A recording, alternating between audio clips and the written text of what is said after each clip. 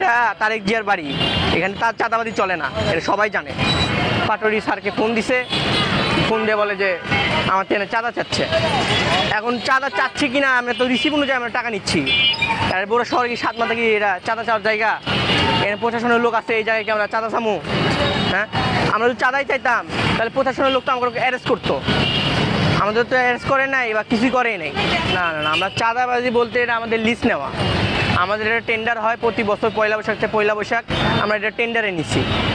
আমাদের নিছি তাই আইসে কি আইসে না, গাড়ি রাখছে 4টা। আমি তার ড্রাইভারের কাছে যাই বলছি ভাই আমাদের এটা পার্কিং, আমাদের ব্যানার দেখাই দিছি, বলছি ভাই আমাদের পার্কিং 50 টাকা। আমাদের রিসিভ অনুযায়ী আমরা পার্কিংয়ের সিটি কর্পোরেশনের রিসিভ দিছে, ওই অনুযায়ী আমরা টাকা নিই। এখন তাই মানে কোন বলা নাই শোনা নাই, তাই পাটোয়ারি স্যারকে ফোন দিছে, ফোন দিয়ে বলে যে আমার ট্রেনে চাঁদা চাচ্ছে। এখন চাঁদা চাচ্ছি কিনা আমরা তো রিসিভ অনুযায়ী আমরা টাকা নিচ্ছি। আর বড় শহরে কি সাত মাথা কি এরা চাঁদা চাওয়ার জায়গা? এখানে প্রশাসনের লোক আছে, এই জায়গায় কি আমরা চাঁদা চামু?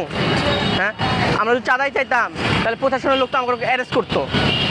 আমাদের তো অ্যারেস্ট করে নাই বা কিছুই করেই নাই। কারণ বড় শহরে সবাই জানে বা বাইরের থেকে যারা লোক আসে তারা সবাই জানে এটা আমাদের পার্কিং।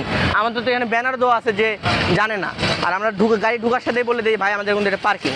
কারণ উনি এই কথা আন্দাজি মঞ্চে উঠে বলে দিল আর হয়ে গেল। আর আমাদের দুর্নাম মানে বড় শহরে দুর্নাম করে দিচ্ছে। এটা তারেক জিয়ার বাড়ি, এখানে তার চাঁদাবাদি চলে না, এটা সবাই জানে।